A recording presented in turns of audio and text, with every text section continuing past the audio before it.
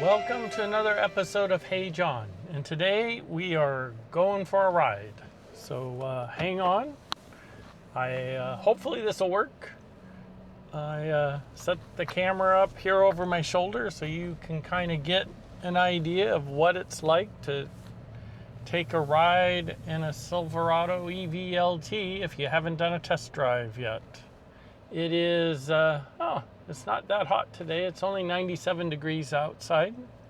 It's been over 100 all the other days, but it looks like we've got some clouds moving in. Probably have some thunderstorms coming in for the afternoon.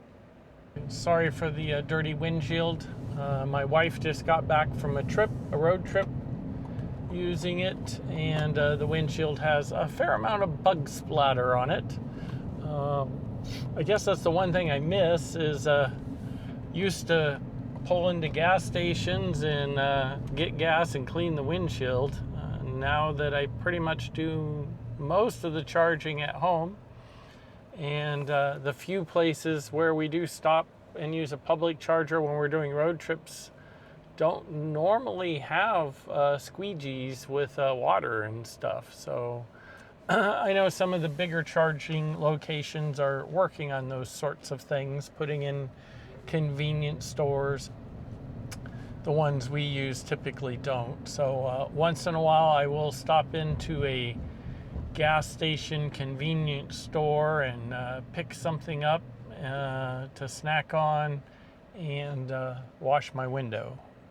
Otherwise I got to remember to do it at home, and it's just been a busy week, so I haven't had a chance to do that yet.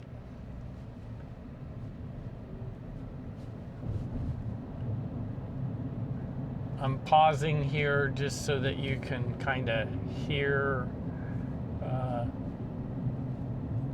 what it sounds like to drive. It's not super noisy, no rattles, and the air conditioning is on, so you might hear some fan noise. Otherwise, there is tire noise on the road. And it's interesting because you don't have engine noise to cover up stuff, so you hear all the little noises from the road instead of engine noise like I hear in my F-250s.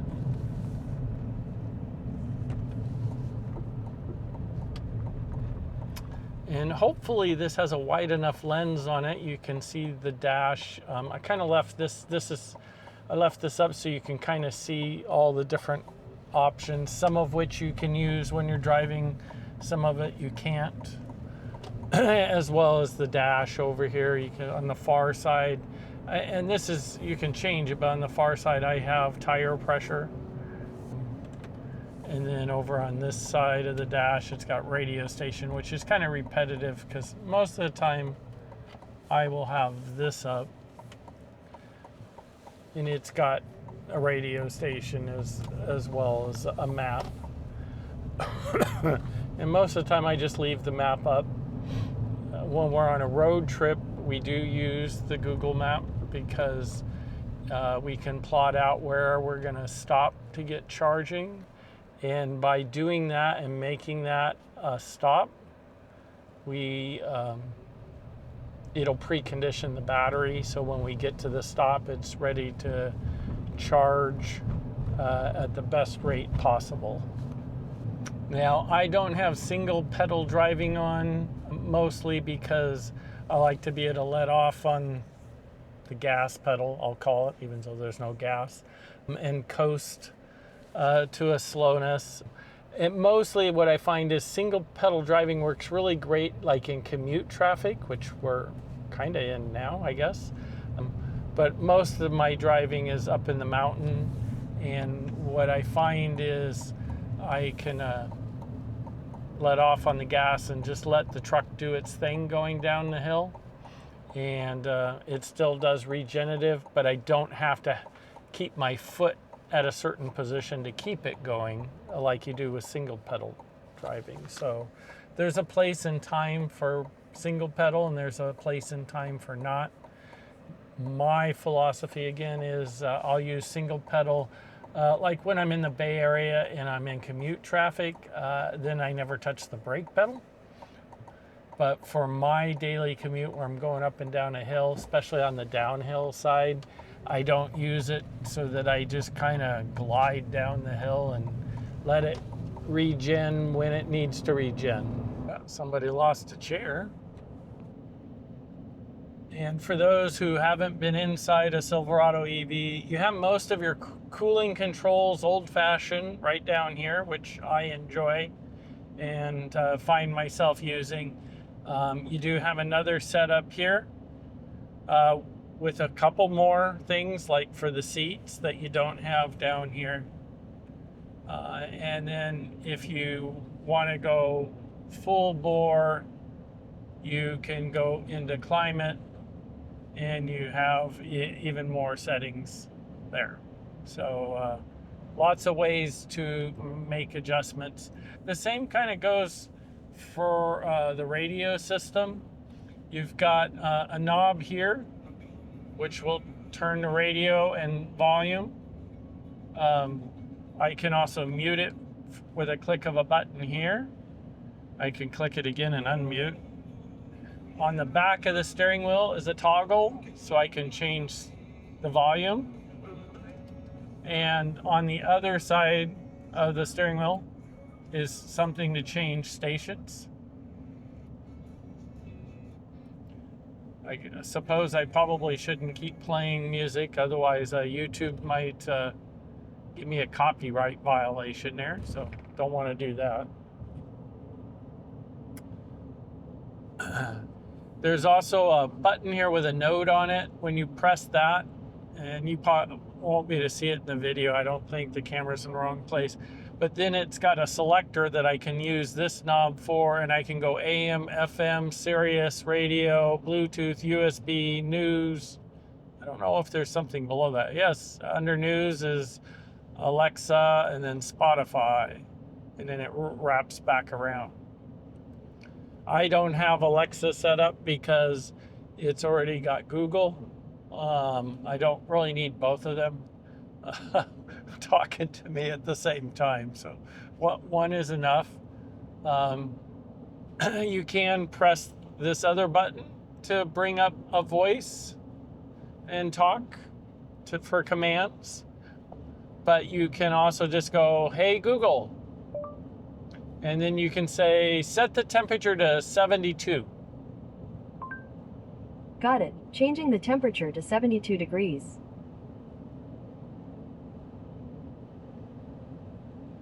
And there you go. And something I actually learned from a viewer of my videos is you can use that to also turn the seat heaters on and off, and the seat cooling too. So we'll try this. I've never done this before, but let's try. Hey Google, set the driver's seat to maximum cooling. Okay, changing the seat cooling for the driver to the highest. And there it goes. It was on a single blue dot. Now it's on 3, and my chair's already getting pretty cold. We'll leave it there for a minute and turn it back down. Now, if you don't like talking to your vehicle, you press, hello, press, see, and it's bringing those down. So you can do it either way. You can also have Google do things like turn on the bed lights in the truck, things like that. Sometime maybe I'll do a whole list of commands that you can actually use. It's kind of nice because you don't have to reach and touch to do anything. Other things you've got on the steering wheel, on this side you have your cruise control. So right now it's waiting for cruise control. You use this button to turn it on and off. It's off, there it's on, and then to set, you just take the toggle way over here, press it down once, and now it's set at 69. And it's smart You can change the distance between you and the previous car using the gap adjustment. So there's 3 different levels for gap adjustment. And then way down here on the side is a lane keeper, which now it's got the lane keeper. That's not super good if you don't have their Super Cruise functionality. It will try to keep you in the lane, but it's literally bouncing between the lines. I don't know if we can see here. See there, it just warned me. The seat, by the way, the seat has a vibrator in it, and when I went over the yellow line, it vibrated to tell me, hey, you're going over that line. This one, it's probably a bounce off that white line.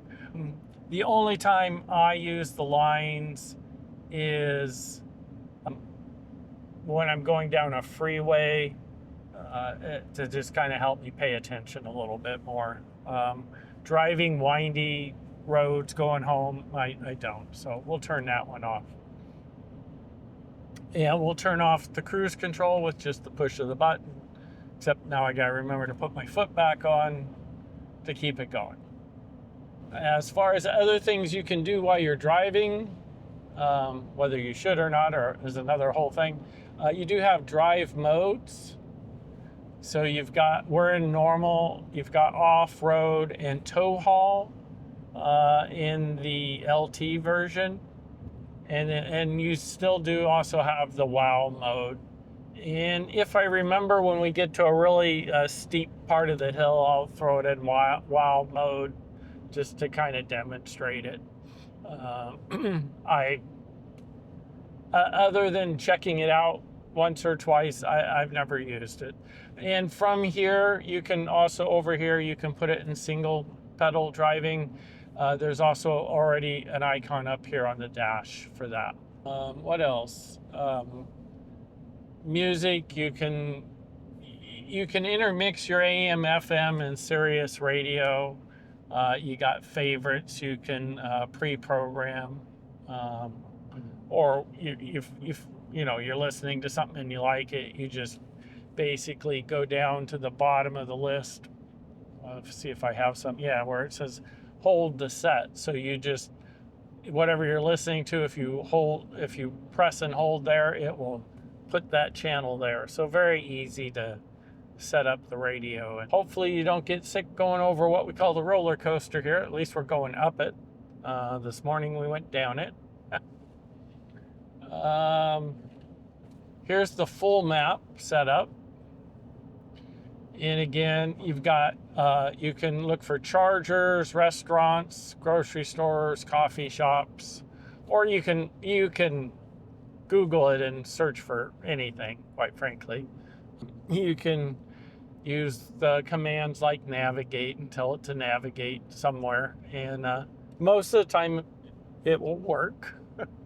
I'm trying to think if I've had any problems. I don't think in this truck I've actually had any problems. In other cars, and I don't know if they were using Google Maps or not. I simply don't remember. I had some issues. It'll remember things like home and work. It kind of picks up on a pattern, and then you just one day click it when it's saying, hey, are you going to work again? And then it'll do that for you. It'll show you how many miles, what your state of charge will be. And again, this is where, when we're on a trip, when you first go on your trip, you tell it where you want to go. And if it doesn't think you're going to make it there on the charge that you currently have, it will suggest locations to stop and get a charge.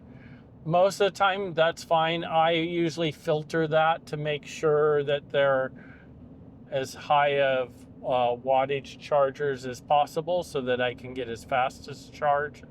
And sometimes it will not suggest the place that I know is there, but I'll go in and find it. So it's always in the map, it just doesn't always suggest it. And I don't know if that's because somebody didn't pay Google or something. I guess I should point out, maybe this will turn into part of my 12,000 mile review. We've got 12,106 miles on the truck as of this moment. And again, I am pleasantly surprised. There have been no maintenance issues with this, no problems other than the one that I reported very, very early on within the first 1,000 miles.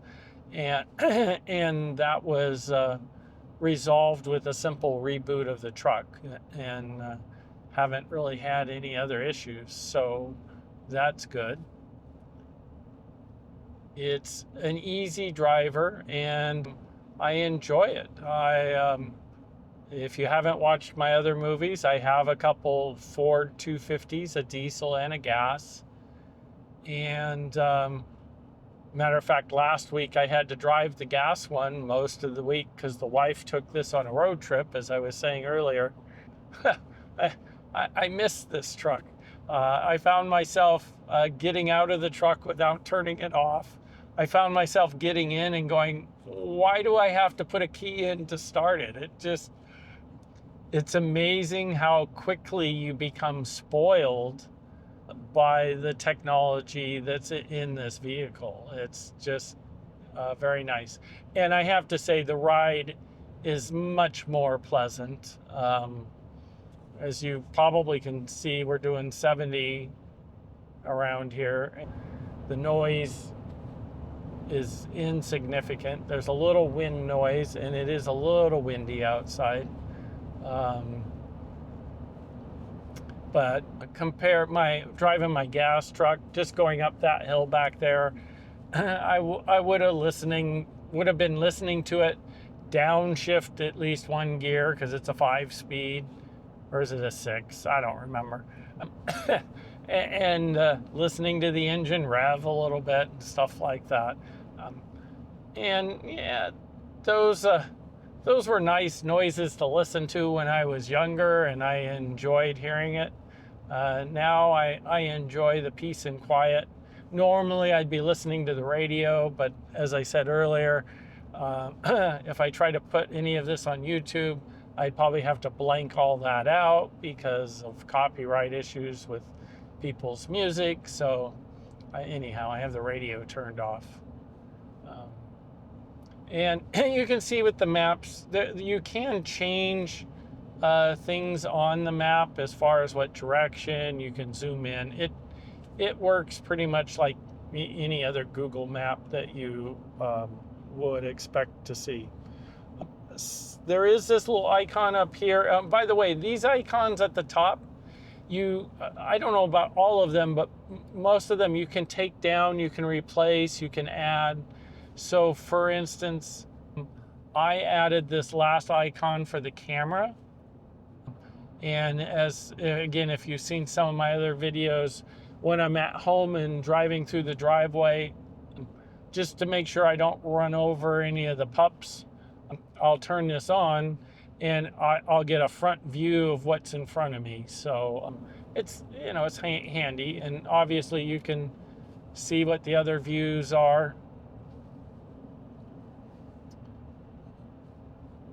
That one's kind of crazy to me. The truck is smashed and you're seeing what's on each side of you, but and you can also see what's behind you,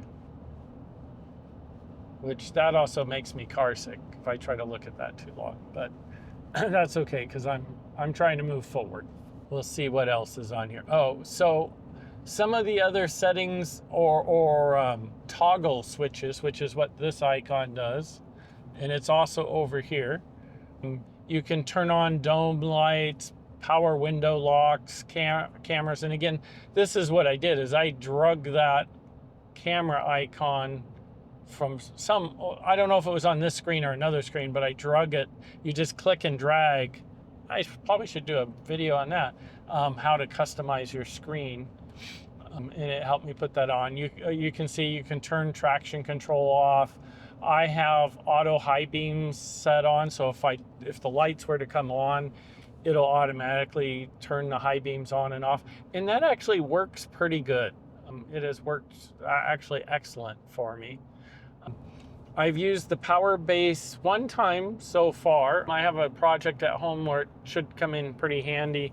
Instead of having to drag a generator out to the back 40, I plan on just driving a truck out and using a short extension cord instead of having to drag the generator and gas and everything else out there.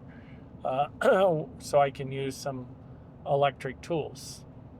But I did use it once, and it worked as advertised. I didn't have any problems. I know some people have had issues with it coming like on or off or something like that. I was reading on a forum, but I think they were trying to use it maybe for like camping overnight and stuff. I have not used it that way, so there might be some tweaking that needs to be done in regards to that.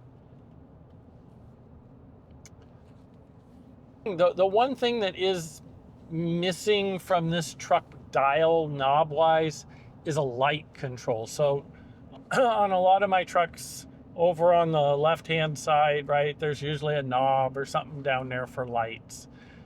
Lights are up here. Now again, the way I have it set up, the lights come on automatically. The lights go from high to low automatically. So quite frankly, I haven't really needed to use this.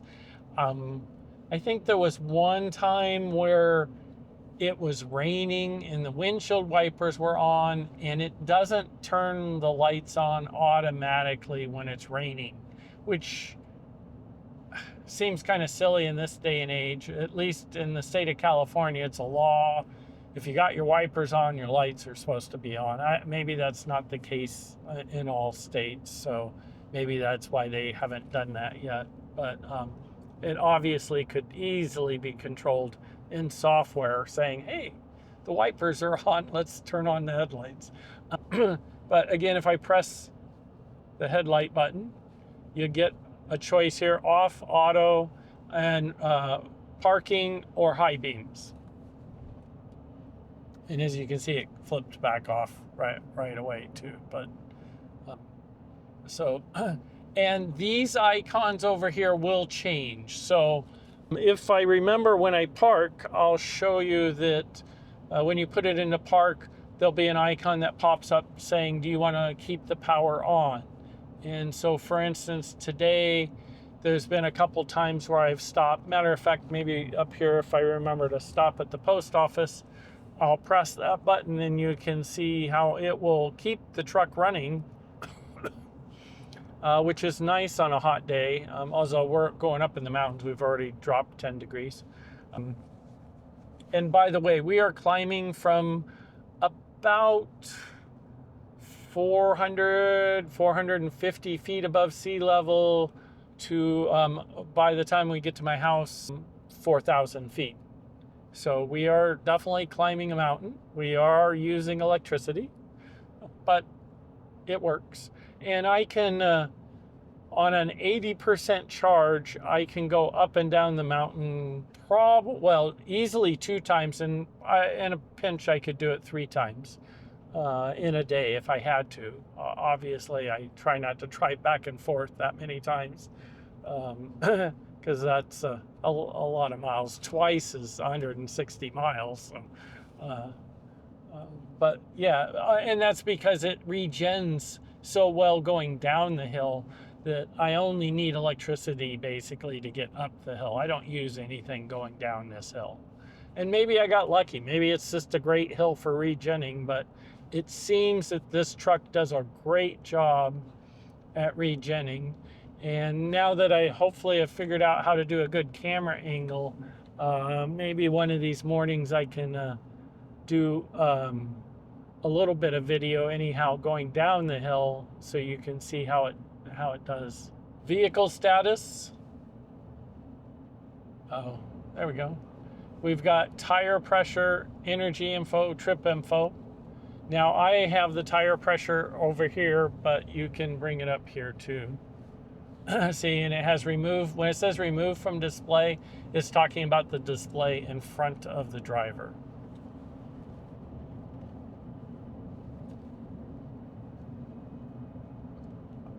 I said I would put it in wow mode. I don't know if that little car is going to stay out of my way.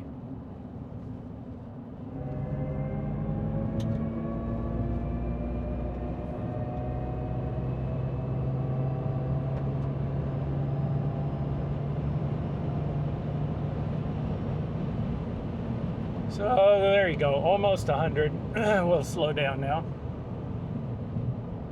Don't need to get a ticket. It provides a little sound effect, and that's wow mode. Yeah, it's pretty good. It's not as fast as some of the other electric cars or trucks, but quite frankly, it's more than fast enough for me.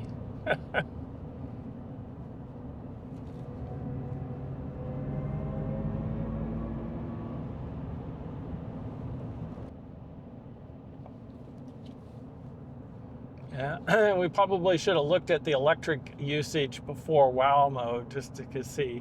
Yeah, we've definitely I normally am average 1.9 miles per kilowatt hour. So at least for the last mile, which was that hill, we're at 1.2. So hey, it's still above 1. I guess that's good. So this is the little town of Shingletown, population 1,000.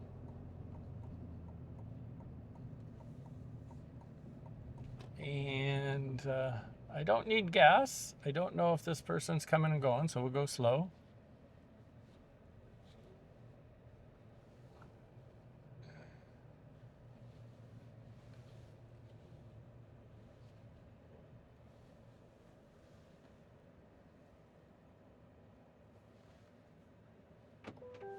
So this is the post office.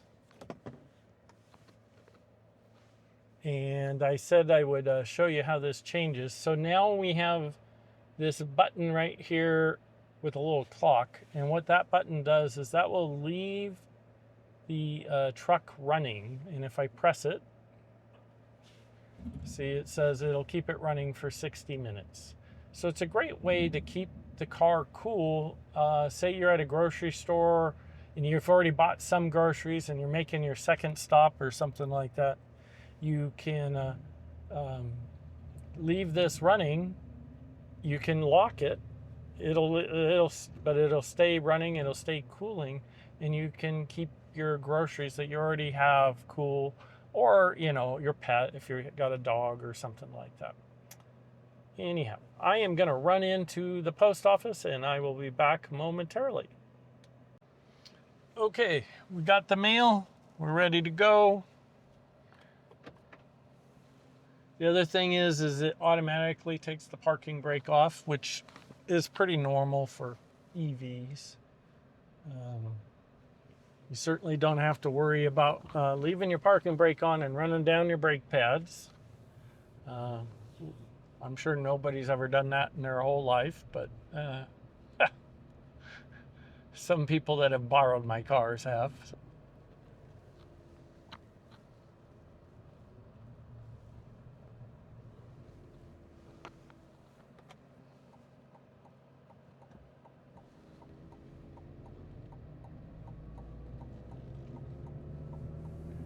And I can tell by the noise, we are still in wow mode.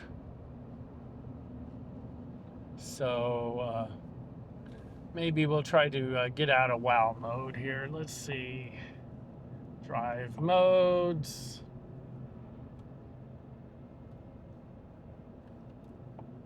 There you go. You press the button again to get out of wow mode. So it's an on and off type button. Now there is a button here with a little eye. What does that do? About mode normal. It tells you about the mode you're in. Okay. See? Never pressed that before. And then they do have one here for trailer, so when you touch it, you can use it to test the lights on your trailer and stuff like that. I'll do that. I'll go through this in more detail sometime when I have one of my trailers hooked up. I should also point out that on the top of the dash right here is a button, and a short tap, it's a mute. If you press it longer, it turns your dash off. And that one actually had me fooled, because you press it longer to turn it off, but to get it to turn back on, it's a quick tap. So just be aware of that, because one day I thought I'd broken it. I'm like, did I break my truck? Because I couldn't get it to turn back on, because I had held it down on the button to turn it off, so I assumed you hold down on it to turn it back on, but you just tap it and it comes back on. And now if I tap it, it'll mute. So a couple little things to get used to. Once you know what it is, it's not a big deal. Up here on top, you have your OnStar controls, as well as emergency flashers. So if you ever have a need for that, when I first got it, I did call OnStar 1 to set it up, and one time I got a message on the dash I didn't understand. I called them, and they diagnosed the message for me to tell me what it was trying to tell me. So that was good. You get basic OnStar service with the purchase of the truck. And I know some people have said, oh, well, I'm not going to be able to use my maps and stuff. I'm not going to pay a service every year for that. And I can understand that. And that would be something for me to really think about, except when you buy the truck new, it comes with 8 years of that service. The chances of me owning this truck in 8 years, well, I don't know. I'm really starting to like it, but most of my vehicles, by the time they're 6-7 years old, I'm thinking about getting rid of them if I've kept them that long. Some of the vehicles I keep only for a couple of years, but I really like this one, at least so far. I might keep it longer. So I guess when I get to 8 years, that will be something I will need to ponder as far as, signing up for that service. You really do need the service. You don't have to sign up for all the bells and whistles. Like, for instance, I don't use it as an internet hotspot. I mean, all my cell phones have cell service and data from that standpoint, more data than I know what to do with. So I don't need yet one more internet hotspot in my life. So that type of stuff I don't need. Some people do, and go for it. If you've got a whole group of kids you're always hauling around, it might be cheaper to have the car have internet, and instead of 5 or 6 phones or tablets or whatever, right? So there's an option for everybody there in regards to that. Now, as you can see, we're kind of back up in the trees. We've turned off wow mode. We're slowing down, and pretty soon we'll start getting back on the dirt road. I guess I could press settings. I don't know what settings it'll let us do while we're driving. Not very many. See, most of them are grayed out. Settings, I probably should go through the settings sometime when I'm sitting still, so that you can actually get a good idea of what all those settings are. We did the climate. I'm not using the Wi-Fi hotspot. That's what I just talked about. And audio, I think that's just going to bring up the same screen we could get to from up here.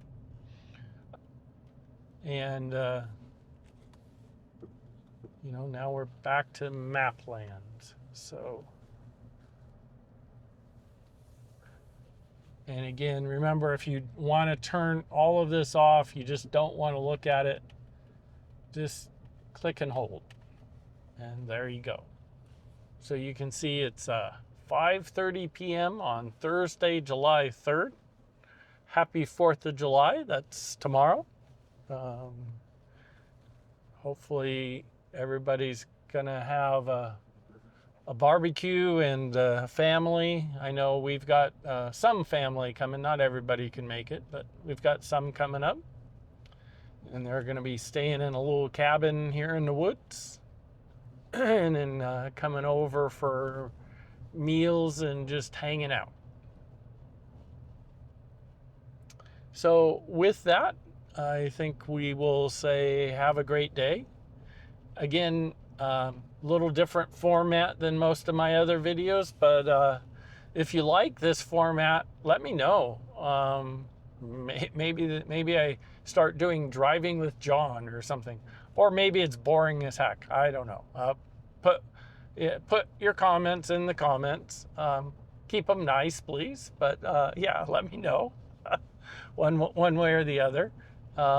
Hopefully there's been some good information, and hopefully you've been able to see more than just a cursory view of what it's like to actually ride and drive in a Silverado EV. It's a nice truck. Highly recommend it. At least if you're looking for an EV pickup. Anyhow, have a great day, and we'll talk to you soon.